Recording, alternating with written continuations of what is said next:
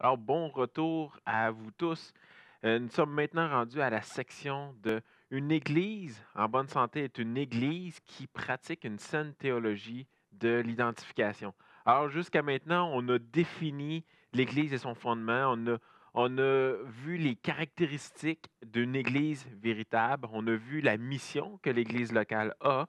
On a vu l'importance de ces symboles. Et maintenant, on est rendu à la saine théologie de l'identification. Alors, dans cette section, on parle du membership, de la membriété, où on parle de la discipline d'Église également. Et donc, on va couvrir ces deux sujets euh, pour ce bloc.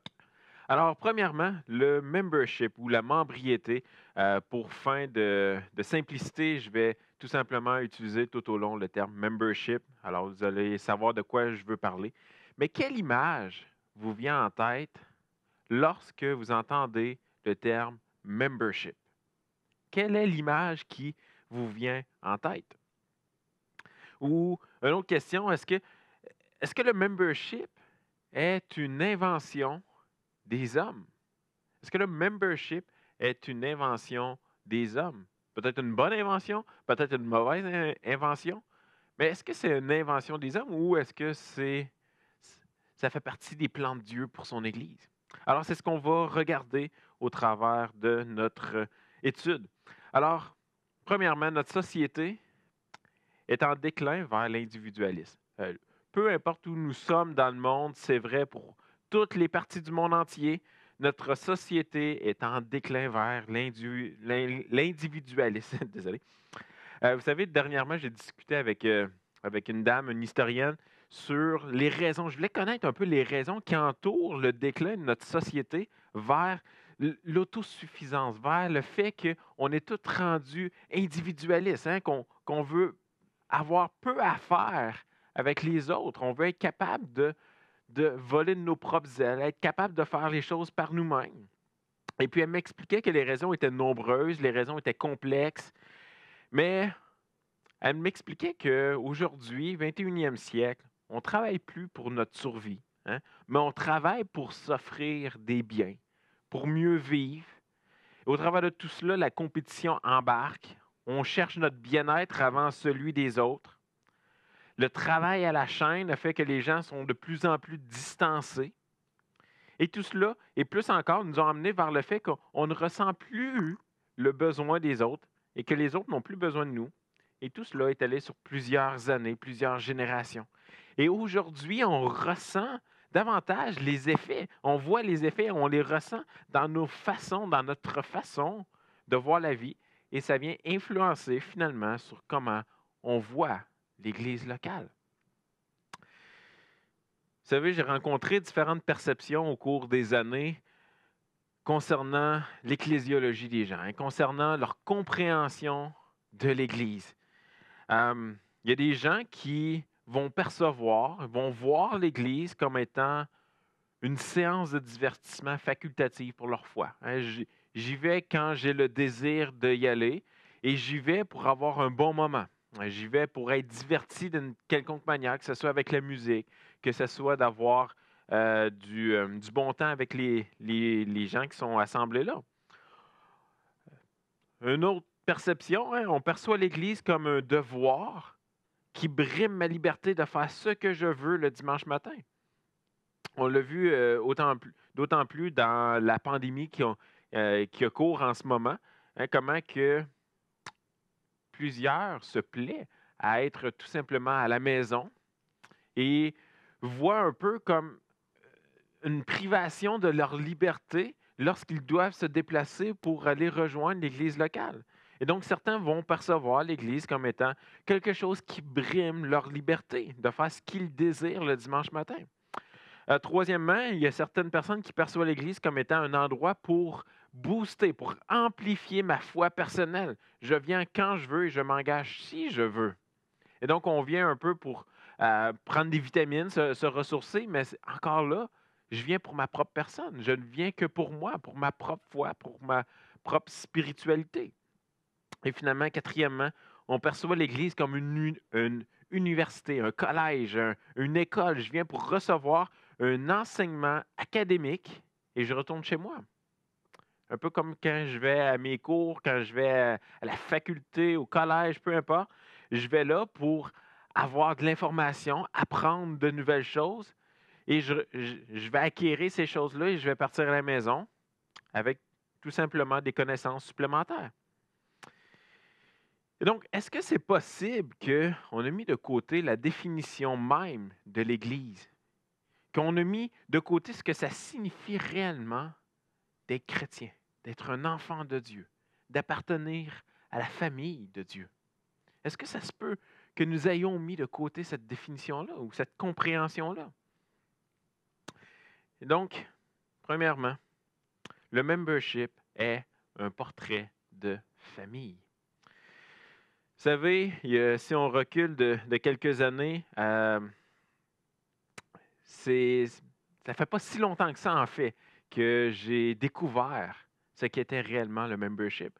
Hein, on recule simplement de quelques années en arrière, alors que j'ai compris davantage que la Bible, ce que la parole de Dieu disait sur le membership. Hein, vous savez, il y a un certain temps que je donnais le cours de membre ici dans mon église locale et j'ai fait ça pendant plusieurs années sans nécessairement comprendre ce que c'était réellement le membership. Hein. J'expliquais le fonctionnement des différents ministères, j'expliquais la confession de foi de l'Église, mais ça s'arrêtait là. J'avais aucune idée de ce que la Bible disait sur le sujet. Je croyais que c'était une invention humaine. Je croyais que c'était une bonne invention humaine, un bon système, mais pas plus.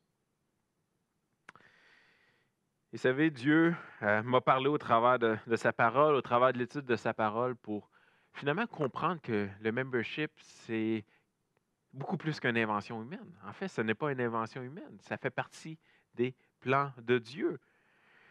Premier passage significatif qu'on peut regarder, vous pouvez lire à l'écran ou tourner dans vos Bibles, dans Marc 10, versets 28 et 30. Marc 10, versets 28 et 30. Pierre se mit à lui dire, « Voici, nous avons tout quitté et nous t'avons suivi. » Alors Pierre est en train de parler ici à Jésus, il est en train de parler au nom des apôtres. Voici, nous avons tout quitté et nous t'avons suivi. Et Jésus répondit, je vous le dis en vérité, il n'est personne qui ayant quitté à cause de moi et à cause de la bonne nouvelle sa maison, ou ses frères, ou ses sœurs, ou sa mère, ou son père, ou ses enfants, ou ses terres, ne reçoivent au centuple présentement dans ce siècle-ci des maisons, des frères, des sœurs, des mères, des enfants et des terres avec des persécutions et dans les siècles à venir, la vie éternelle. Vous savez, quand on devient chrétien, hein, quand Dieu pratique cette œuvre dans notre cœur, on ne devient pas des itinérants qui vivent seuls. On ne devient pas une église, non, on devient une famille unie ensemble. Partout dans le livre des Actes, ça nous parle que les nouveaux croyants s'ajoutaient à l'Église. Nous qui étions jadis éloignés, on a été rapprochés par le sang de Christ. On devient une famille engagée les uns envers les autres parce qu'on partage le même sang. On partage le sang de Christ. Et vous savez, dans Marc 10, 28, 29, 30, c'est important pour eux, pour les disciples, de comprendre que en décidant de suivre Christ, alors qu'ils ont mis tout de côté, hein, Pierre dit, « Voici, nous avons tout quitté, nous t'avons suivi. Hein, » ils voulaient réellement porter leur croix et suivre Christ. Et Christ leur dit, dans ce siècle-ci, les frères, les sœurs, les mères, les pères, les maisons que vous allez avoir mis derrière, vous allez les retrouver au centuple, dans ce siècle-ci. Et vous savez, c'était très important pour eux à l'époque, parce qu'à l'époque, il n'était pas rare, comme dans plusieurs parties du monde encore aujourd'hui, que lorsque tu t'affiches comme étant un croyant, lorsque tu t'affiches comme étant un enfant de Dieu, tu vas te faire renier par ta famille. Et c'était souvent le cas à l'époque, au 1er siècle, au 2e siècle, et ainsi de suite. Ce n'était pas rare que tu étais complètement mis de côté, que ta famille te reniait, que tes amis te reniaient, que tu allais même vivre des persécutions. Alors Jésus est en train ici de les encourager en quelque sorte en leur disant, vous allez retrouver des frères, des sœurs. Alors bien certainement à ce moment-là, ils ne devaient pas comprendre pleinement ce que Jésus est en train de leur révéler. Et vous savez, rares sont les histoires de famille qui ont été très faciles. Hein, des histoires de famille dans lesquelles il n'y a jamais eu de dispute, et qu'il n'y a jamais eu de bataille entre frères et sœurs, qu'il n'y a jamais eu de jalousie. Je connais personne qui peut dire que d'avoir une famille ne comporte pas son lot de défis avec. J'en sais quelque chose pour avoir grandi dans une famille de 6 enfants. Mais vous savez, Dieu lui-même a créé le concept de la famille. Des parents qui s'aiment, des parents qui sont engagés ensemble, qui prennent soin l'un de l'autre, des parents qui veillent sur leurs enfants et qui élèvent leurs enfants dans les voies de Dieu. C'est le concept de la famille que Dieu lui-même a créé. Et l'Église locale est une famille pourvue par Dieu. Une famille certainement imparfaite. Une famille qui va commettre des erreurs. Une famille qui fait des péchés, mais également une famille qui pratique le pardon, qui pratique la grâce, qui prend soin les uns des autres, qui veille les uns sur les autres et qui avance dans la même direction.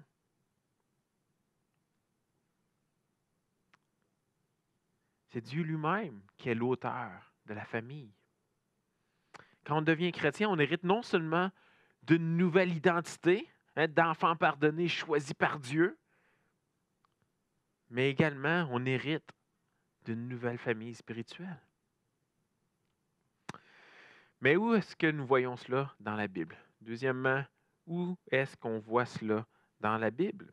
Vous savez, le Nouveau Testament utilise plusieurs images pour nous faire comprendre qu'on est unis, on est engagés ensemble. Beaucoup de gens pensent que puisque le terme membership n'apparaît pas dans la Bible, qu'il s'agit alors d'une invention purement humaine.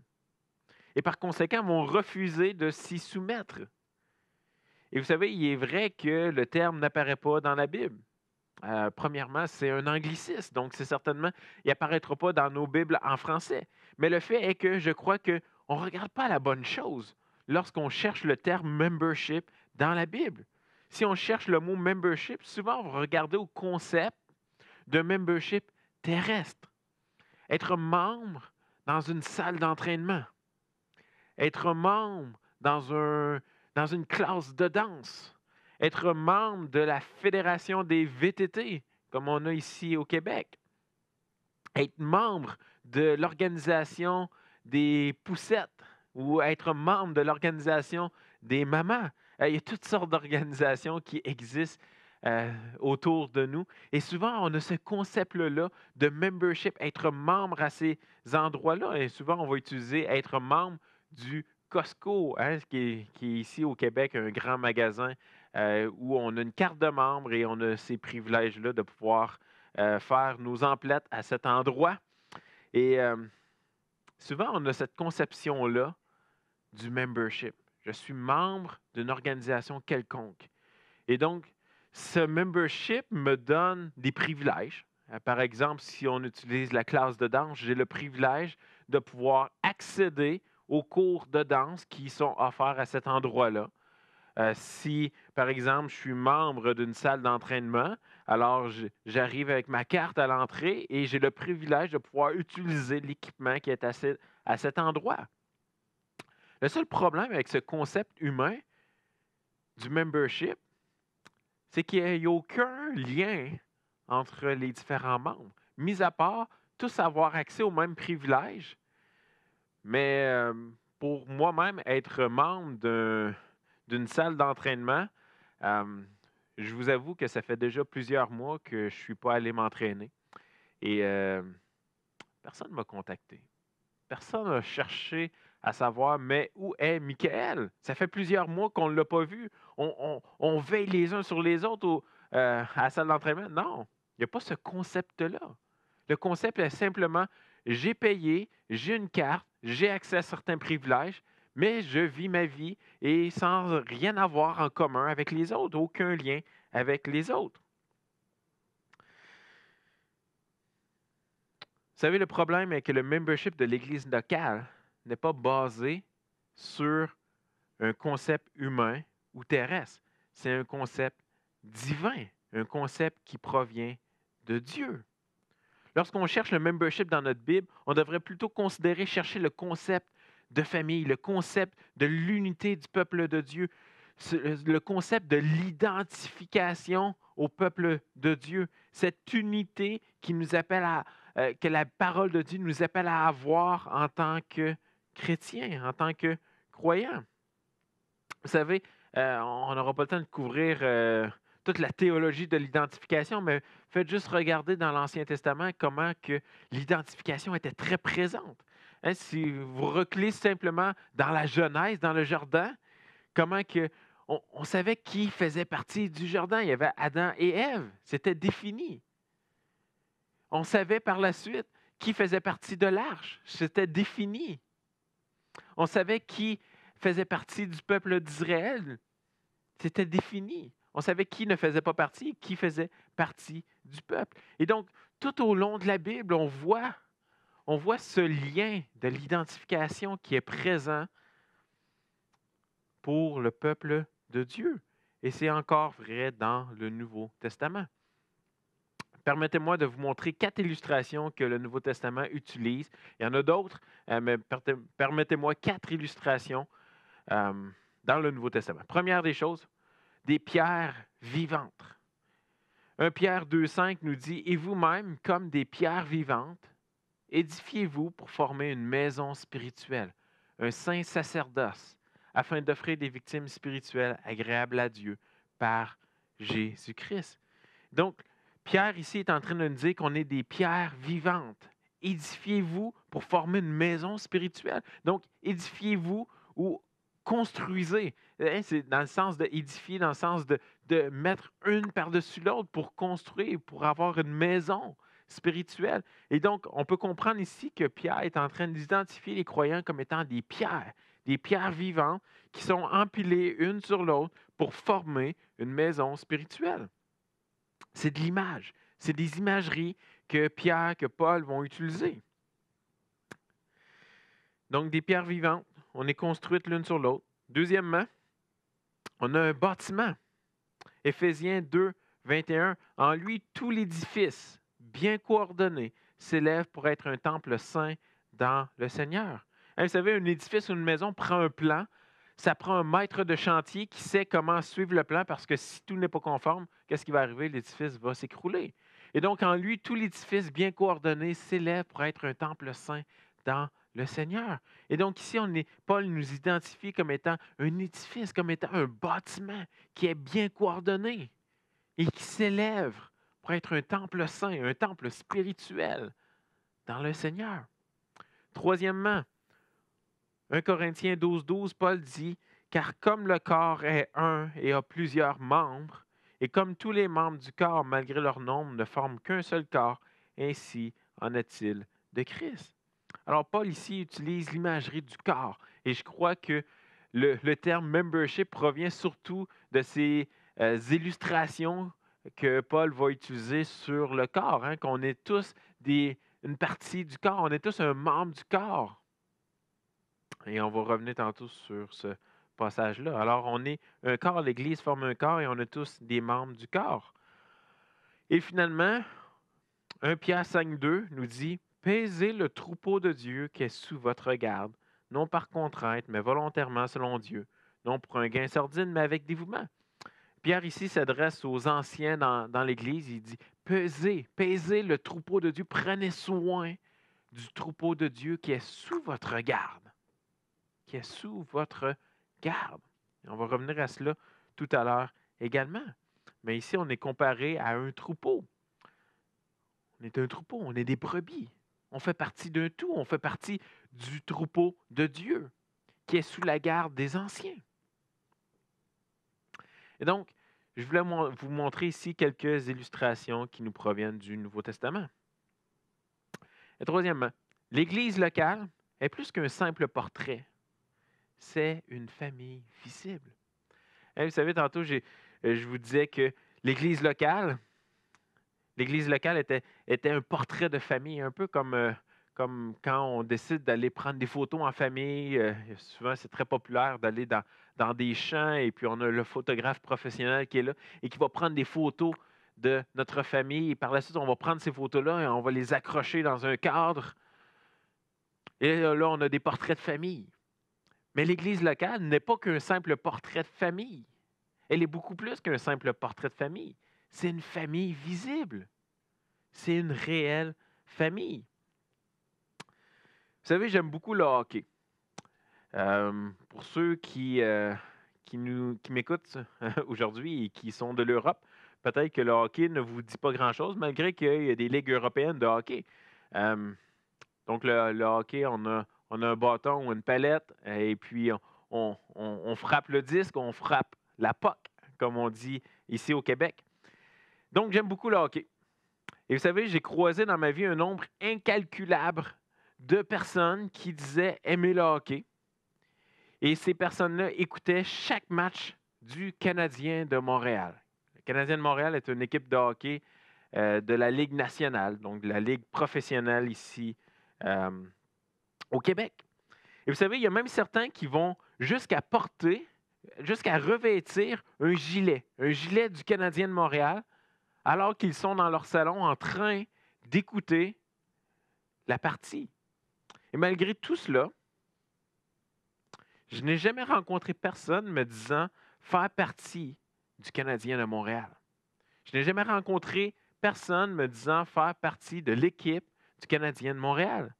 Même que la plupart, lorsque le Canadien tire de l'arrière en moitié de troisième, donc il y a 3 périodes au hockey, et lorsqu'on arrive vers la fin de la 3e période et que le Canadien tire de l'arrière, la plupart, qu'est-ce qu'ils font?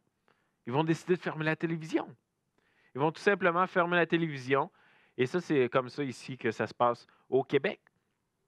Et donc, ceux qui jouent pour le Canadien, non seulement, eux vont porter le gilet homologué, donc il va vraiment avoir le signe ici homologué de la Ligue nationale. Ils sont engagés également visiblement envers l'équipe. Ils ont des responsabilités à remplir. Même quand ils tirent de l'arrière en 3e, ils ont des responsabilités à remplir. Ils se doivent de rester dans la partie. Ils ne peuvent pas faire comme ceux qui sont partisans du Canadien et qui, en 3e partie, vont tout simplement se dissocier, vont tout simplement fermer le téléviseur. Croyez-moi, les joueurs savent qui fait partie de l'équipe. Et les joueurs savent sur qui ils peuvent compter pour accomplir la mission qu'ils ont. Les Canadiens ont une mission, c'est de remporter la Coupe Stanley. Et avant ça, c'est de remporter le plus de parties possible. Ils savent qui fait partie de l'équipe. Ils sont identifiés. Ils sont engagés ensemble. Ils peuvent compter l'un sur l'autre pour accomplir la mission qu'ils désirent. Vous savez, le Nouveau Testament utilise plusieurs images qui nous emmènent à la signification biblique de l'appartenance à l'Église locale, ou du moins nous montre l'unité qui doit exister entre les frères et sœurs de notre famille spirituelle. La Bible nous présente beaucoup plus que, comme je vous l'ai dit tout à l'heure, un portrait Sears ou un portrait de famille qu'on accroche. Non, elle nous présente une réelle famille visible avec des responsabilités. Galates 6.2. Portez les fardeaux les uns des autres et vous accomplirez ainsi la loi de Christ. Hébreux 3.12 dit, prenez garde, frères, que quelqu'un de vous n'ait un cœur mauvais et incrédule au point de se détourner du Dieu vivant, mais exhortez-vous les uns les autres chaque jour. Romains 12.10 dit, par amour fraternel, soyez pleins d'affection les uns pour les autres. Par honneur, usez de prévenance ou des attentions réciproques. Éphésiens 5.21 dit, vous soumettant les uns aux autres dans la crainte de Christ. 1 Corinthiens 12. Ainsi, le corps n'est pas un seul membre, mais il est formé de plusieurs membres. Si le pied disait, parce que je ne suis pas une main, je ne suis pas du corps, ne serait-il pas du corps pour cela? Et si l'oreille disait, parce que je ne suis pas un œil, je ne suis pas du corps, ne serait-elle pas du corps pour cela? Et si tout le corps était œil, où serait l'ouïe? S'il était tout ouïe, où serait l'odorat? Maintenant, Dieu a placé chacun des membres dans le corps comme il a voulu. Si tous étaient un seul membre, où serait le corps?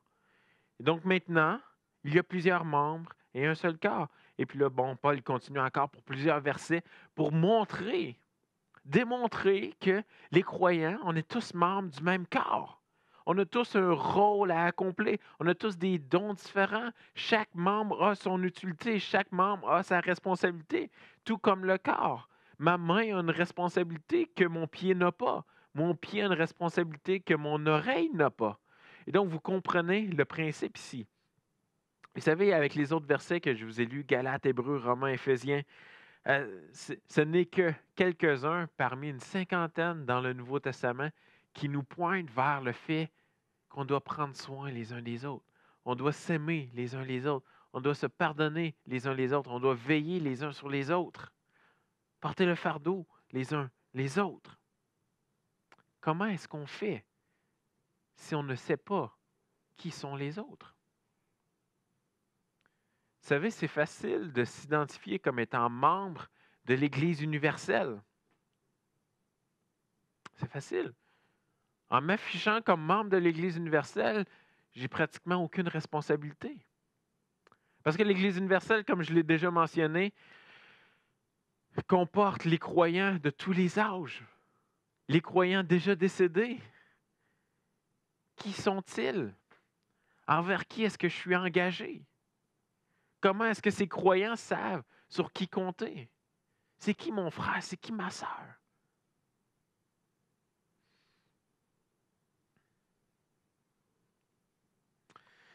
Vous savez, certaines personnes vont dire, OK, ouais, je comprends. Je comprends le but ici de les uns les autres. On doit prendre soin, on doit veiller. OK, je comprends. Mais pourquoi faire un cours de membres? Pourquoi signer un engagement? Hein, souvent, on parle d'une alliance chrétienne, pratique qui est en diminution dans plusieurs églises, voire qui est disparue sur plusieurs continents, que les alliances chrétiennes ou les engagements n'existent plus. Mais pourquoi un cours de membres? Hein? Un cours de membres, la plupart des églises vont avoir un cours qui va expliquer le membership, qui va expliquer la confession de foi, qui va expliquer les procédures, comment que l'Église s'organise, comment elle fonctionne. Ils vont faire signer un engagement pour certaines. Mais pourquoi faire cela? Permettez-moi de répondre ici avec quelques questions de réflexion. La première question.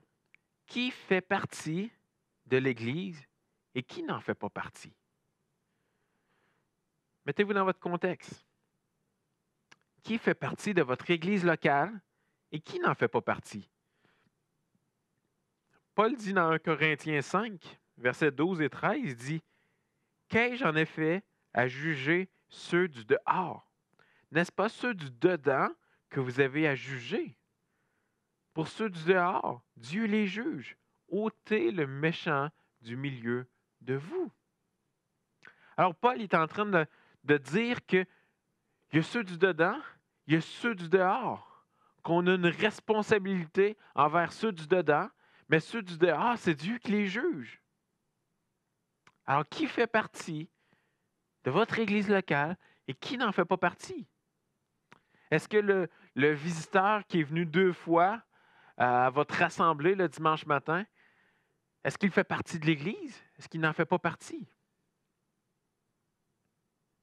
Est-ce que la personne qui vient une fois par année fait partie de l'Église ou elle ne fait pas partie de l'Église? Qui fait partie de l'Église locale? Vous savez, ça peut être plus facile d'identifier qui fait partie de l'Église locale lorsqu'on est 20, mais plus le nombre de gens augmente dans votre Église locale, 30, 40, 50, 100, 150, 200, 250, etc. Comment est-ce qu'on fait pour savoir qui est du dedans et qui est du dehors? C'était ma première question de réflexion. Deuxième question. Qui est de la famille et qui fait juste venir pour le souper? Ou qui fait partie de l'équipe?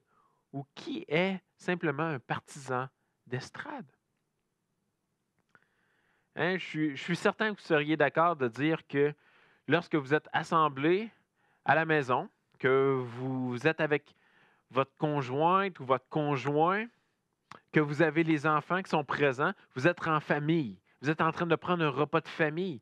Et certainement que si une personne vient cogner à votre porte, et c'est un ami, vous l'accueillez, il vient, il se met à table avec vous, il fait partie de la famille par extension, hein, très souvent. C'est très symbolique dans la manière qu'on le dit, mais vous savez qu'il ne fait pas partie de la famille réellement. Vous ne partagez pas le même sang. Alors, qui fait partie de la famille ou qui vient juste pour un repas, pour le souper? Ou qui fait partie de l'équipe? Tantôt, je vous parlais de cette illustration du Canadien de Montréal. Alors, qui fait partie de l'équipe? Qui a le gilet homologué de la Ligue nationale de hockey? Qui est-ce qui est réellement engagé jusqu'à la fin de la partie? Ou qui est simplement un partisan d'estrade?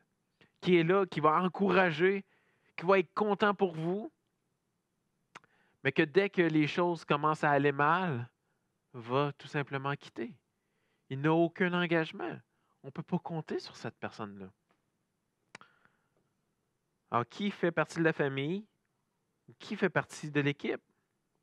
Troisième question, quels sont ceux qui vont sérieusement veiller sur moi?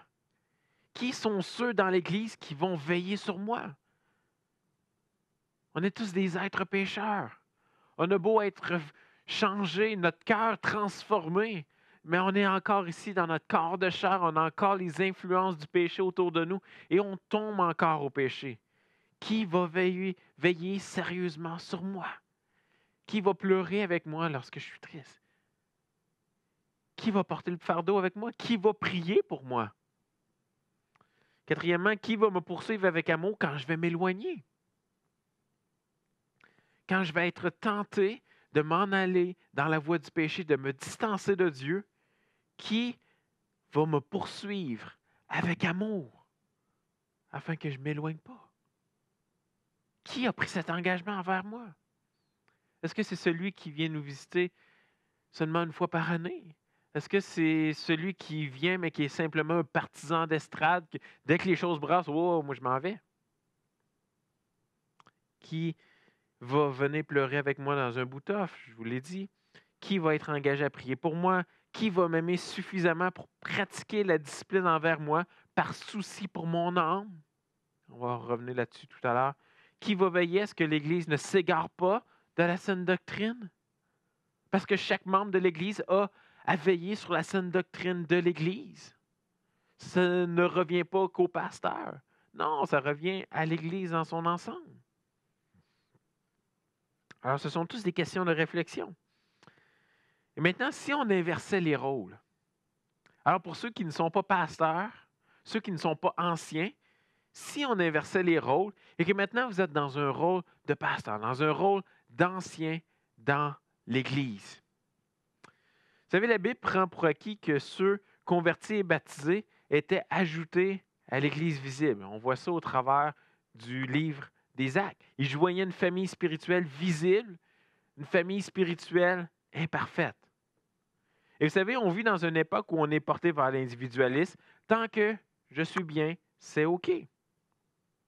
Vous savez, c'est une pensée relativement nouvelle dans l'histoire de notre monde, alors que les époques avant nous étaient caractérisées par l'entraide, par la communauté. Vous savez, quand j'étais jeune et que mon père prenait une décision avec laquelle je n'étais pas d'accord, et je lui demandais, mais pourquoi? Il me répondait souvent, attends d'avoir mon âge ou attends d'être père et tu vas comprendre. Alors, pour quelques instants, mettez-vous dans la peau de ceux que Dieu a appelés à être pasteurs dans votre Église. Mettez-vous dans la peau de ceux que Dieu a appelés à être pasteurs. Savez-vous que les pasteurs ont comme rôle, comme un de leurs rôles, de vaquer à la prière, à l'enseignement de l'Église? Acte 6, Dieu donnait à l'Église quelques dirigeants pour prendre soin d'eux. Il a donné des diacres, il a donné des anciens. Les membres avaient la responsabilité de voter pour leurs dirigeants. Et les diacres ont été mis en place pour qu'ils puissent prendre soin des besoins physiques de l'Église et les anciens pour qu'ils puissent prendre soin de l'Église spirituellement, pour vaquer à la prière et à l'enseignement. Saviez-vous que les pasteurs ont aussi comme rôle de veiller sur le troupeau que Dieu leur a confié? 1 Pierre 5,2 dit « Paisez le troupeau de Dieu qui est sous votre garde, non par contrainte, mais volontairement, selon Dieu, non pour un gain sordide, mais avec dévouement. Non comme dominant sur ceux qui vous sont échus en partage, mais en étant le modèle du troupeau. Paisez le troupeau de Dieu qui est sous votre garde. Ce que ça signifie ici, c'est que les anciens sont responsables d'un groupe spécifique de personnes. Ils n'étaient pas responsables de tous les brebis à la surface de la terre. Ils étaient responsables de la surveillance du troupeau qui est parmi eux. Non seulement Pierre fait référence à un groupe spécifique de personnes, mais même Paul, dans 1 Corinthiens 5, fait une distinction entre ceux qui appartiennent à l'Église locale et ceux qui n'y appartiennent pas. Hein, on l'a lu tout à l'heure, qu'ai-je en effet à juger ceux du dehors? N'est-ce pas ceux du dedans que vous avez à juger? Mais qui sont les gens de l'intérieur, duquel les pasteurs doivent prendre soin s'il n'y a pas ce principe d'appartenance, de membership, d'engagement à l'Église locale pour définir ce groupe de personnes? Est-ce que moi, en tant qu'ancien, je suis responsable de Suzanne qui demeure à 10 kilomètres de l'Église que je n'ai jamais vue? Non, bien évidemment. Est-ce que je suis responsable de veiller sur Robert qui est venu à Pâques dernier? Non, bien évidemment. Je suis responsable de peser le troupeau de Dieu qui est sous ma garde. Et donc, ça prend un moyen d'identifier qui est sous ma garde. Qui sont-ils? Qui sont les âmes sur lesquelles les pasteurs doivent veiller et rendre des comptes? Hébreux 13, 17, un passage bien connu qui dit « Obéissez à vos conducteurs et ayez pour eux de la déférence, car ils veillent sur vos âmes comme devant en rendre compte. » Qu'il en soit ainsi afin qu'ils le fassent avec joie et non en gémissant, ce qui vous ne serait d'aucun avantage. Sans le membership biblique, sans l'identification à l'Église locale, les pasteurs ne peuvent pas savoir, ne peuvent pas remplir les responsabilités qui sont devant eux et duquel ils vont devoir rendre compte. On va devoir rendre compte de la manière qu'on va avoir pris soin des âmes. Qui sont-ils? Quelles sont ces âmes? Vous savez, on ne peut pas vivre sa vie chrétienne en dehors du corps sans mettre de côté nos responsabilités envers les autres du corps. On ne peut pas faire partie de l'édifice et ne pas être engagé à soutenir ce bâtiment. Je crois que tout cela, tout ce qu'on a vu jusqu'à maintenant, nous amène à comprendre que la vie chrétienne doit être vécue ensemble, comme une communauté de saints engagés et unis ensemble. Est-ce qu'on fait partie de l'équipe ou est-ce qu'on est seulement partisan de l'estrade? Sommes-nous engagés dans une église en nous affichant comme membres de l'église? Vous savez, être membre de l'église, c'est de savoir qui fait partie de la famille. C'est de savoir ceux envers qui je me suis engagé à prendre soin. Ceux engagés à prendre soin de moi également. La vie chrétienne n'est pas une vie de solitaire. Être membre, c'est de savoir qui représente Jésus-Christ ici sur terre. Qui est représentant de Christ? Qui professe la même foi que moi?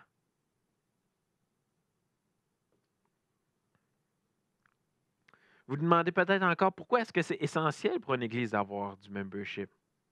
Et le membership est ce qui rend l'église visible.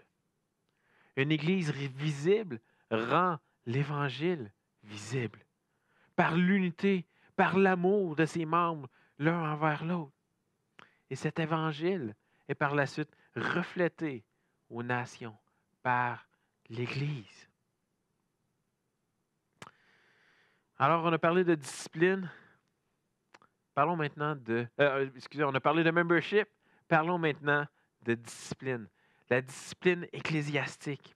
Et on va revenir sur le membership parce que L'un ne vient pas sans l'autre. Alors la discipline, qu'est-ce qui vous vient en tête lorsqu'on parle, lorsque vous entendez ce terme, la discipline d'Église? Qu'est-ce qui vous vient en tête? Vous savez, la discipline est souvent quelque chose qui fait naître en nous des émotions. On a tous un bagage, on a tous un arrière-plan.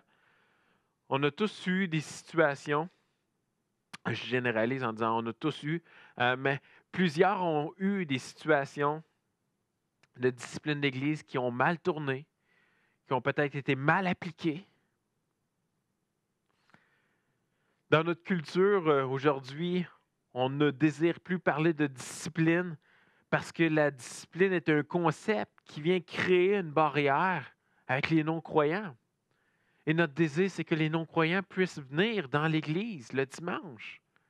Et donc, de parler de discipline, ça fait sectaire, ça fait sévère. Pourquoi est-ce qu'on parle de discipline alors que Dieu est un Dieu d'amour? L'Église devrait être une place que les gens se sentent libres, les gens se sentent bien de venir. Alors pourquoi est-ce qu'il faut compliquer les choses en parlant de discipline? Permettez-moi une petite introduction. L'histoire de la Bible nous montre la relation des êtres humains avec le péché et ses conséquences. Elle nous montre à quel point on a un Dieu qui est lent à la colère.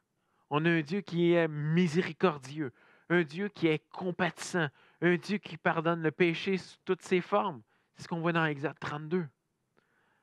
Alors que c'est l'Éternel lui-même qui dit « Éternel, Éternel », il parle à la troisième personne, lent à la colère, miséricordieux, compatissant, qui pardonne l'iniquité, le péché, la rébellion, qui sont les trois termes hébraïques utilisés dans tout l'Ancien Testament pour décrire le péché. Et dans Exode 32, l'Éternel va citer ces trois termes-là de façon à englober tous les péchés. Il est l'Éternel, il est le Dieu qui pardonne tous les péchés sous toutes ses formes. Le péché est présent depuis le tout début de l'humanité, avec ses conséquences. 1 Timothée 1,15, Paul dit à Timothée, c'est une parole certaine et entièrement digne d'être reçue, que Jésus-Christ est venu dans le monde pour sauver les pécheurs, dont je suis le premier. Et vous savez, je peux facilement m'identifier à l'apôtre Paul parce que je ne méritais aucunement le salut de Dieu. Et encore aujourd'hui, je ne mérite nullement d'avoir une nouvelle famille qui veille sur moi, afin que je ne m'égare pas des voies de Dieu. Qu'est-ce que la discipline d'Église? Premièrement, il faut comprendre que la discipline nous reflète un Dieu d'amour. La discipline d'un Dieu d'amour. Vous savez, rares sont les gens qui aiment se faire reprendre lorsqu'ils s'égarent dans la voie du péché. J'en suis le premier. C'est pas pour rien que souvent nous employons la philosophie de vivre et laisser vivre.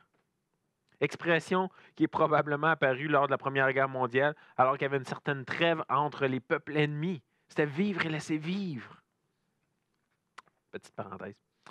Il est beaucoup plus facile de se mêler de ses propres affaires que de laisser les autres faire comme ils veulent. Et de laisser faire les autres, et de laisser faire les autres comme ils veulent. Hein, je m'occupe de ce qui me regarde et les autres vont faire ce qu'ils ont à faire, ce qu'ils désirent faire. Mais est-ce que c'est vraiment ça, l'amour? Est-ce que c'est réellement de l'amour de vivre soi-même et de laisser vivre les autres tels qu'ils veulent?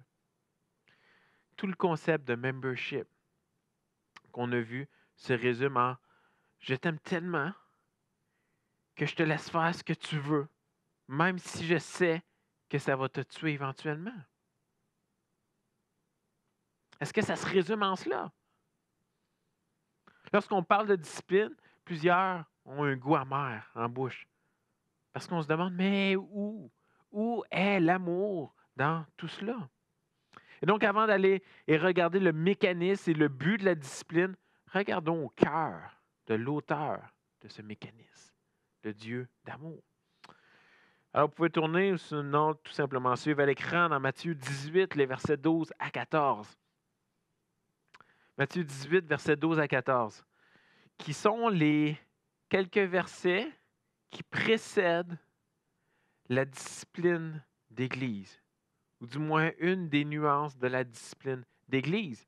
Et on a ici cette image de Jésus qui dit « Que vous en semble, si un homme a 100 brebis et que l'une d'elles s'égare, ne laisse-t-il pas les 99 autres sur la montagne pour aller chercher celle qui s'est égarée?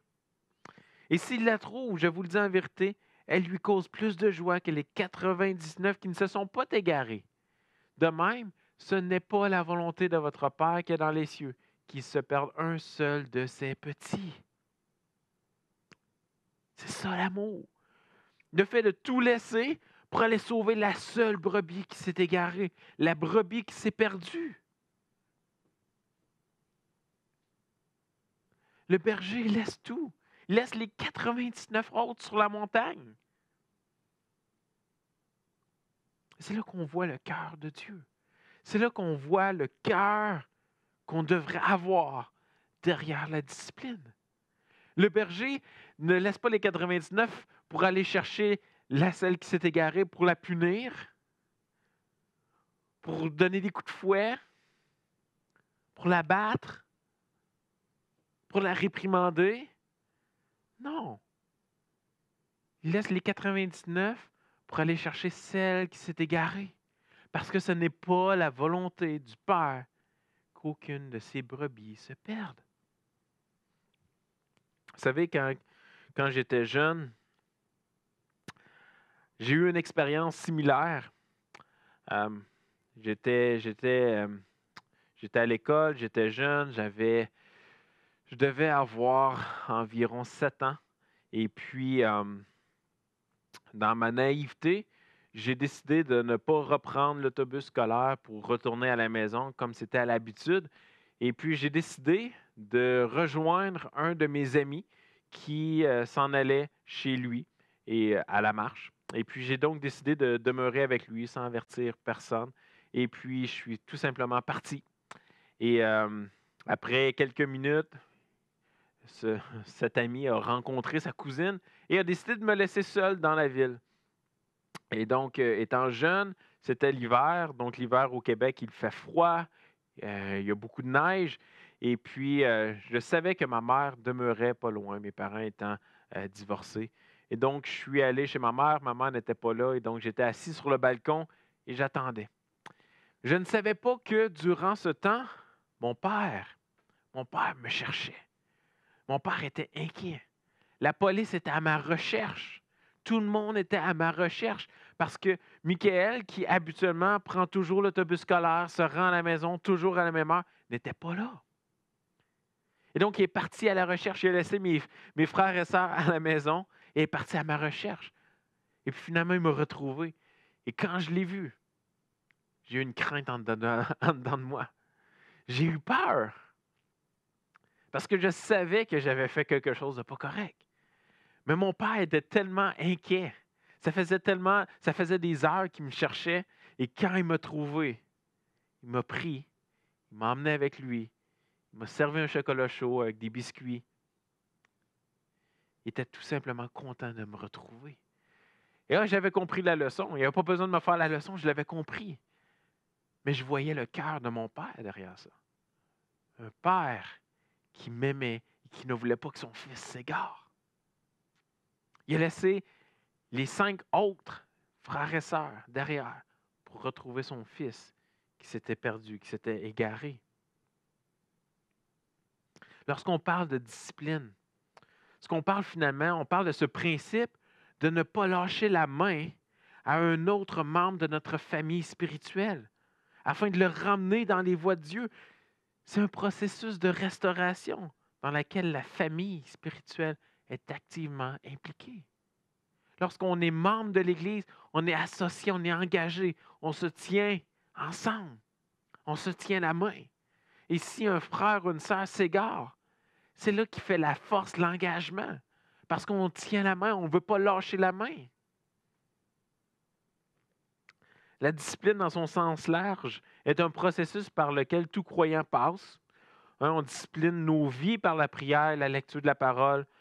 Avec douceur et amour, des frères et sœurs nous exhortent et nous encouragent à la persévérance.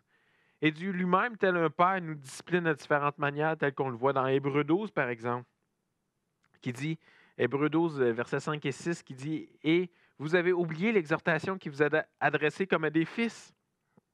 Mon fils, ne méprise pas le châtiment du Seigneur et ne perds pas courage lorsqu'il te reprend, car le Seigneur châtie celui qu'il aime et frappe de la verge tous ceux qui le reconnaissent pour ses fils. » Versets 10 et 11 nous dit, du même chapitre, « Nos pères nous châtiaient pour peu de jours, comme ils le trouvaient bon.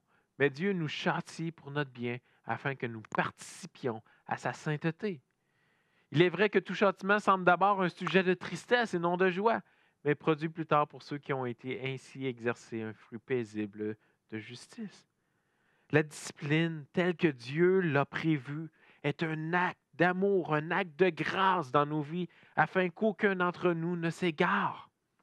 Quel privilège dans ma vie, même si sur le moment ça ne semble pas être ainsi, mais quel privilège d'avoir des frères, des sœurs qui veillent sur moi et qui ont osé intervenir dans ma vie avec douceur et avec amour, tel que le berger le fait. Deuxièmement, l'amour qui veille les uns sur les autres. Matthieu 18, les versets 15 et 16. « Si ton frère a péché, va et reprends-le entre toi et lui seul. S'il t'écoute, tu as gagné ton frère. Mais s'il ne t'écoute pas, prends avec toi une ou deux personnes afin que toute l'affaire se règle sur la déclaration de 2 ou de 3 témoins. » On a une famille qui veille sur les siens. On est appelé à veiller les uns sur les autres afin de ne pas tomber sous la séduction du péché. Le rôle de membre dans l'Église n'est pas un rôle passif d'un dimanche matin par semaine, c'est un rôle actif. Je ne viens pas qu'à l'Église pour me divertir. Je viens m'assembler avec ma famille spirituelle pour louer Dieu, mais également pour veiller sur les uns sur les autres. Vous savez, le verset 15 nous dit, « Si ton frère a péché, va et reprends-le entre toi et lui seul. » Et on a souvent l'impression à tort que les pasteurs sont ceux qui doivent jouer le rôle d'aller reprendre. Non, on n'est même pas obligé de savoir ce qui se passe entre toi et ton frère. Si tu vois ton frère pécher, tu vas, toi seul, vers lui et tu le reprends. Le but n'est pas de faire connaître le péché au plus grand nombre. Le but n'est pas d'avoir une porte pour répandre la vie de la personne à gauche et à droite. Le but est d'aimer assez ton frère ou ta sœur pour ne pas les lâcher, mais de les reprendre en privé afin qu'ils se repentent et reviennent dans les voies de Dieu. Le but de la discipline, c'est de restaurer un frère ou une sœur qui s'égare.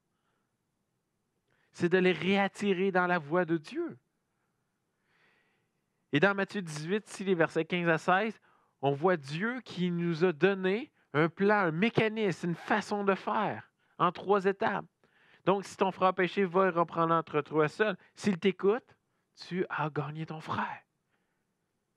Alors, si tu as pratiqué la discipline entre toi et ton frère seul et il t'a écouté, tu as gagné ton frère, ça finit. Tu n'as pas besoin de le raconter à William, tu n'as pas besoin de le raconter à Jérémie, tu n'as pas besoin de le raconter à tes meilleurs amis. Non, tu as gagné ton frère. Et c'était le but de la discipline, que ton frère ou ta sœur soit restauré dans les voies de Dieu. Mais Jésus continue en disant que si ça n'a pas fonctionné, hein, c'est le verset 16, mais s'il ne t'écoute pas, c'est prends avec toi une ou deux personnes. Donc, amène une, deux autres frères et sœurs. Pourquoi? Parce que l'endurcissement lié au péché est difficile.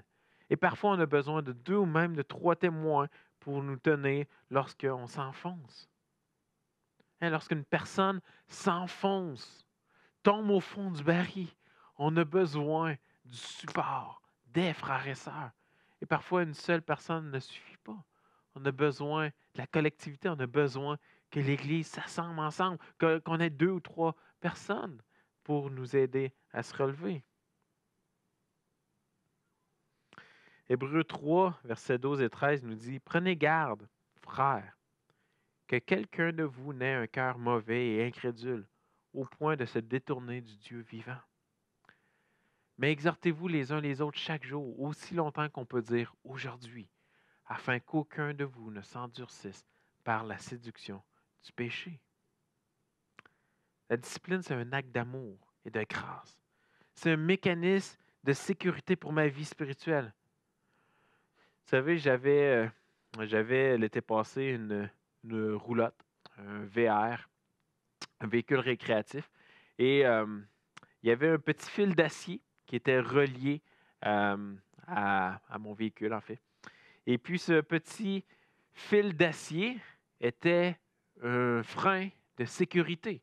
Donc, si mon véhicule récréatif venait qu'à se déconnecter de mon véhicule, alors ce petit fil d'acier allait actionner les freins de ma roulotte et ainsi éviter d'avoir un gros carambolage sur la route. La discipline est un peu la même chose. Elle est un mécanisme spirituel de sécurité. Elle est le frein de sûreté afin que je ne m'égare pas, que je ne me détruise pas. Troisièmement, la discipline, c'est l'amour qui ose dire la vérité qui fait mal.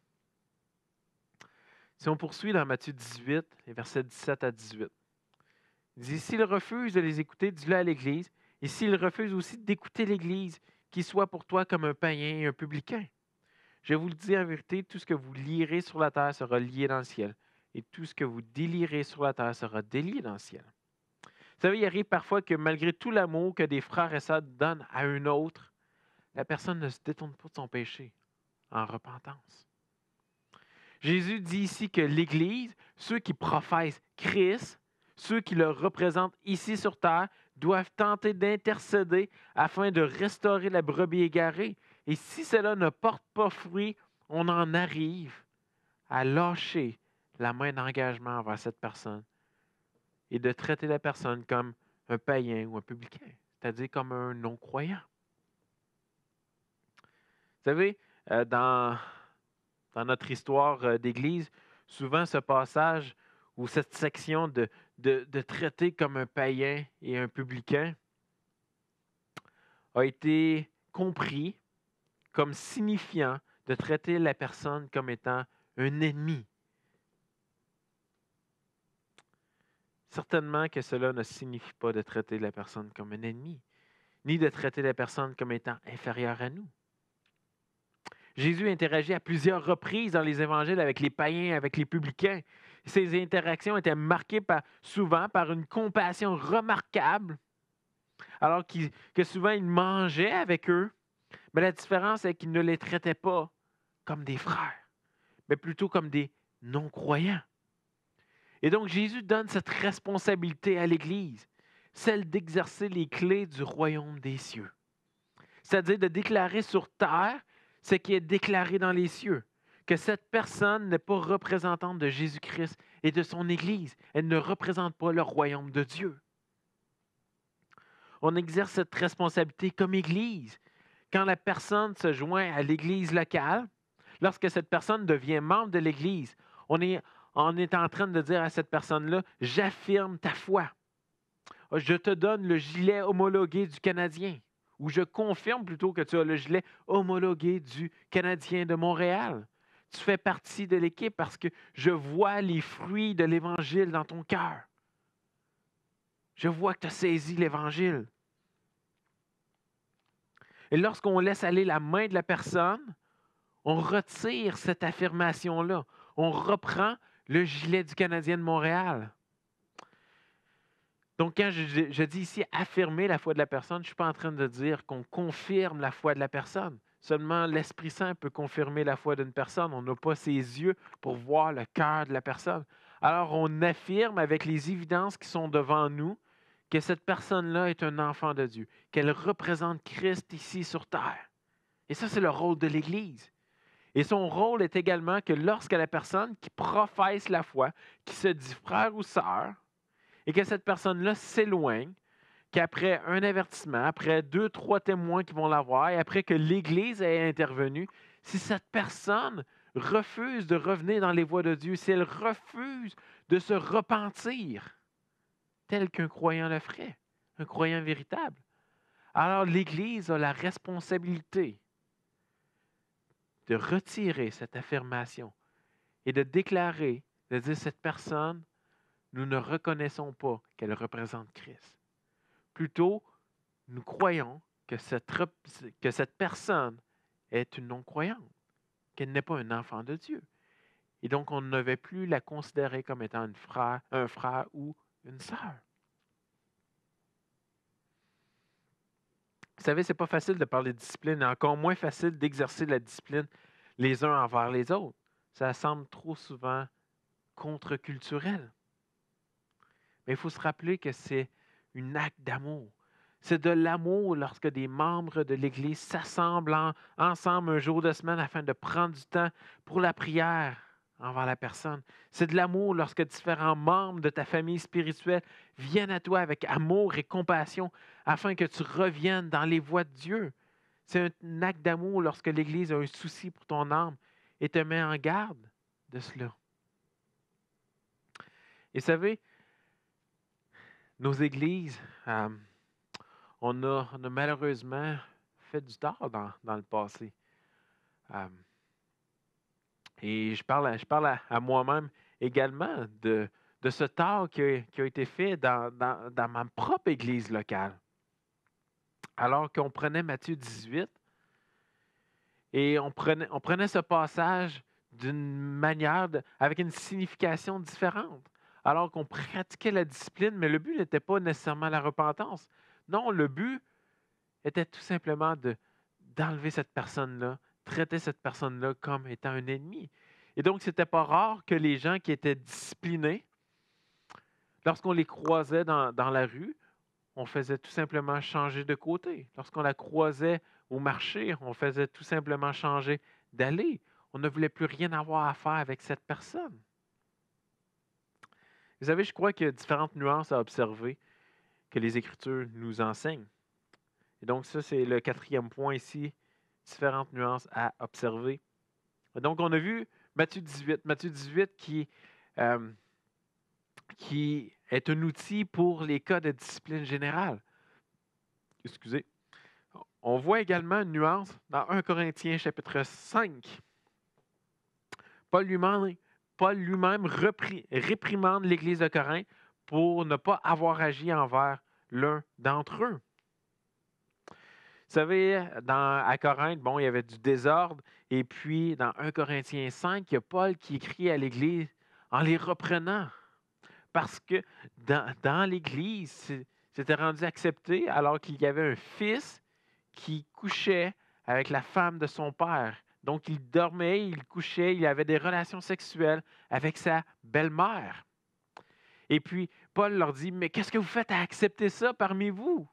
Retirez cette personne du milieu de vous, parce que l'action qu'elle fait et que vous tolérez n'est même pas acceptable aux yeux des gens de l'extérieur. Même les incroyants regardaient ça et disaient « Wow, qu'est-ce que c'est? » Alors Paul dit, prenez cette personne et retirez-la du milieu de vous.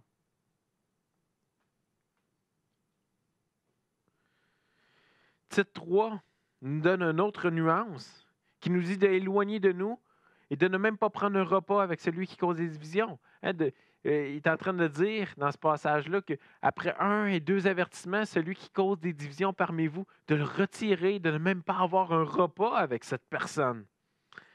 Et donc, on voit que la parole de Dieu nous amène différentes nuances. Il nous amène 1 Corinthiens 5 alors que c'était un péché flagrant. C'était un péché qui était rendu public, qui était vu par les gens de l'extérieur et qui n'était même pas tolérable par les gens de l'extérieur. C'est de retirer cette personne.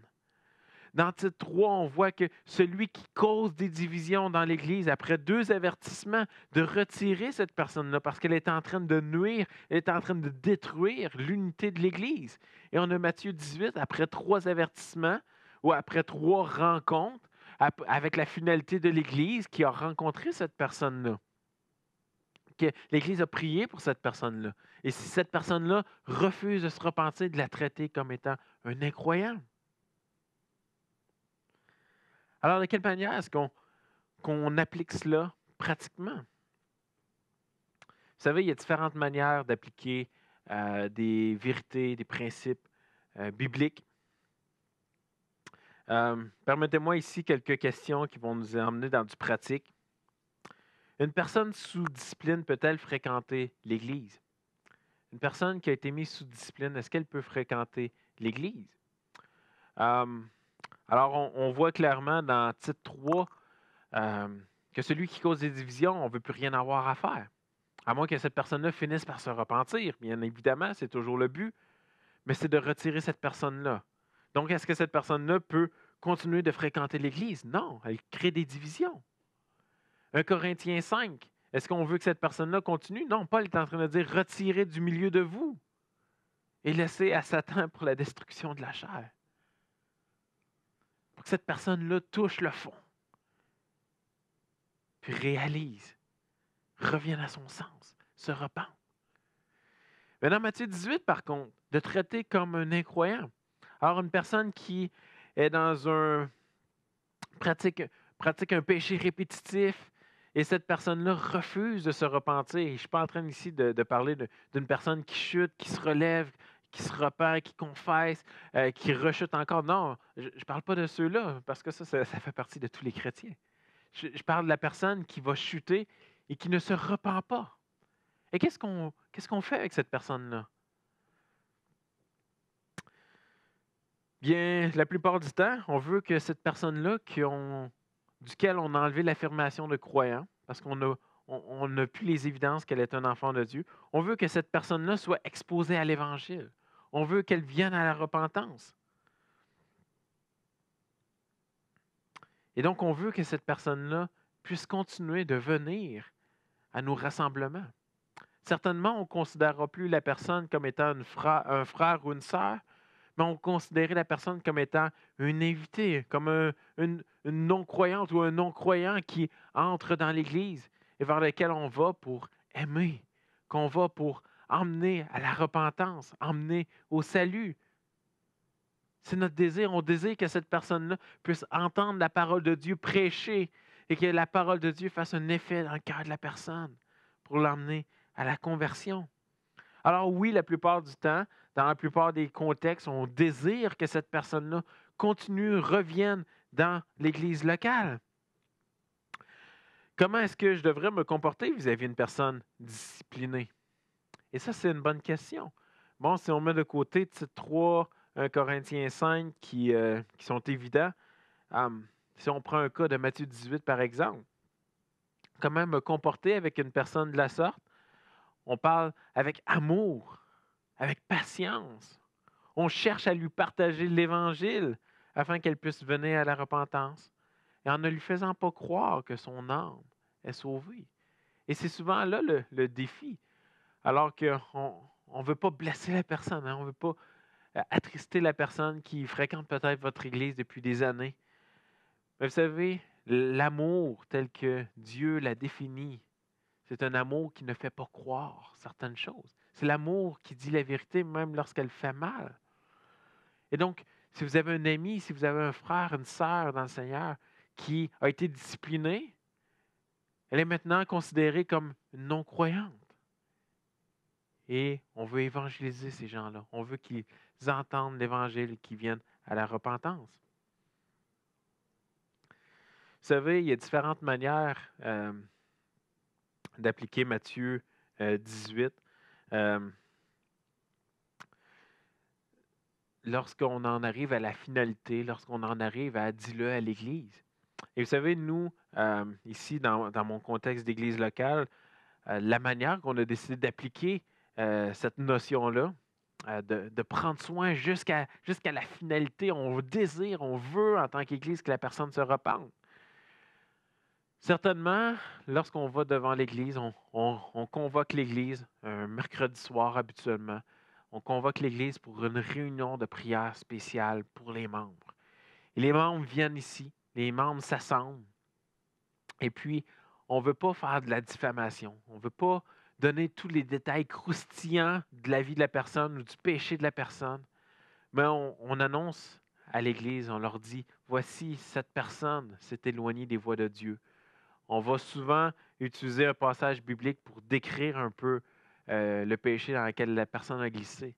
Et on encourage l'Église, on leur dit, si vous avez des liens avec cette personne-là, contactez la personne, appelez la personne par téléphone, contactez par courriel, contactez par message texte, contactez de différentes manières pour que cette personne-là puisse ressentir l'amour et l'empressement des membres de l'Église qui veulent qu'elle se repente et revienne dans les voies de Dieu. Et donc, on donne un certain délai, habituellement 1 mois. Et après 1 mois, euh, si la personne euh, si la personne ne s'est pas repentie, on applique tout simplement la discipline en indiquant à l'Église qu'on traite maintenant cette personne comme une incroyante. Mais lors de notre réunion, on prend du temps pour expliquer et on prend un long moment également afin de prier en Église parce qu'on croit que la prière est réellement efficace. Donc, c'est une des manières qu'on applique dans notre contexte. Pourquoi est-ce essentiel pour une Église en santé de pratiquer la discipline d'Église? Et je termine avec cela. Parce que l'Église est une famille spirituelle transformée, unie par l'Évangile, appelée à prendre soin, à veiller les uns sur les autres et à déclarer ceux qui portent le nom de Christ ou pas, de lier ou de délier. Si l'Église ne fait pas cela, comment va-t-elle refléter l'amour du vrai Évangile autour d'elle? Si on n'est pas capable de pratiquer l'amour entre nous, comment est-ce qu'on est en train de démontrer aux gens du dehors ce qu'est le réel amour tel que Dieu l'a défini dans sa parole? Je vous invite à aller prendre une pause et on revient dans quelques instants.